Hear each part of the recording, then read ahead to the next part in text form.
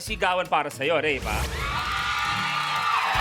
Ayun po, grabe Kuya Luis, dati nanonood lang kami ng lola ko, ng Deal or No Deal. Parang nang-aasar ka. Ay, hindi ko!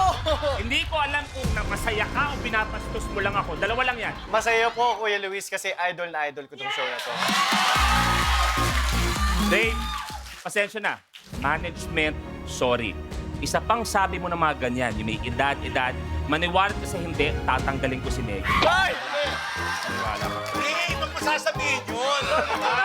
Parang ano ka naman. Sorry po, sir.